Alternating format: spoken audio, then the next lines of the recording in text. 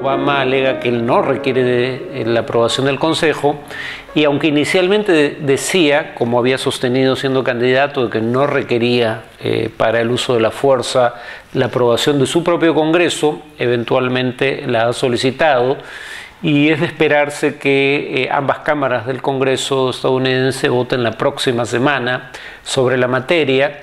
Si ambas aprueban el uso de la fuerza, como es probable, aunque no seguro, presumo que ya la próxima semana estaríamos teniendo ataques contra el régimen sirio. Cuando se habla del petróleo sirio, Siria no tiene tanto petróleo, ¿no? Según un artículo de la revista The Economist, en el momento de mayor producción, el pico de producción sirio fue de unos 380.000 barriles diarios, pero en este momento Siria, según esa misma fuente, estaría produciendo 20.000 barriles diarios. Dicho sea de paso, algunos hablaban de cuál sería el efecto de tener el flujo de exportaciones sirias de petróleo sobre la cotización internacional. Bueno, no hay que especular al respecto.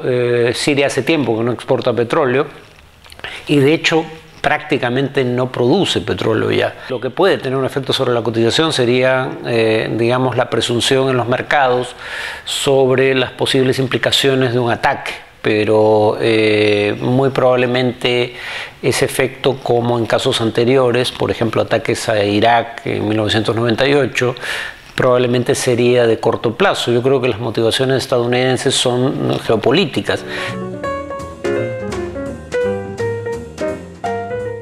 De un lado, el principal rival de Estados Unidos en el Medio Oriente y uno de sus principales rivales en el mundo, además de Israel, su principal aliado en el Medio Oriente, es Irán, y a su vez el principal aliado de Irán en el Medio Oriente es Siria.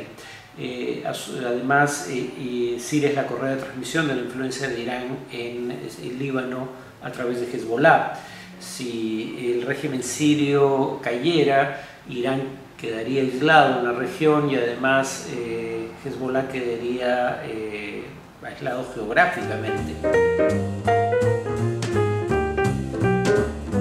La idea de que las guerras son una suerte de keynesianismo militar, en donde se gasta en armas y el gasto público en defensa esencialmente reactiva la actividad económica, tiene sentido en grandes guerras como la Segunda Guerra Mundial. Pero cuando uno ve la relación entre evolución del producto y guerras, la idea de que las guerras en general son buenas para la economía deja de ser cierta, cuando menos en la guerra de Irak en 2003. Si acaso lo que hace que una guerra, digamos, reactive la economía es el gasto en armamento, digamos, en la construcción de buques, aviones, tanques, blindados en general.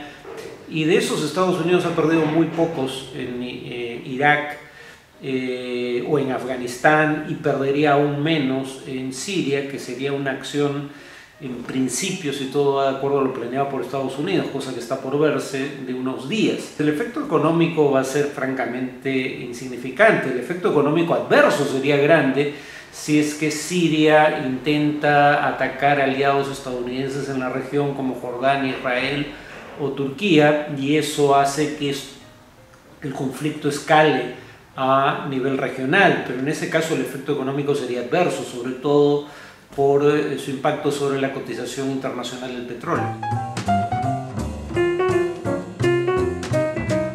El cálculo del gobierno estadounidense, y lo ha dicho explícitamente ante el Congreso de su país, John Kerry, el secretario de Estado, es que el régimen sirio muy probablemente preferirá encajar el costo de un ataque limitado que escalar el conflicto, haciendo que Estados Unidos, en lugar de atacar por unos pocos días sin el objetivo de derrocar al régimen, lance una campaña de mayor envergadura con el objetivo, en este caso sí, de propiciar la caída del régimen. Entonces, que el régimen sirio no va a provocar una escalada, y claro, hay antecedentes. Israel, y por eso no nos enteramos prácticamente de ello, Israel ha atacado 2 veces Siria este año, ataques bastante menores, y atacó en mayor magnitud Siria el año 2007, y de eso casi no se oyó hablar porque Siria nunca respondió.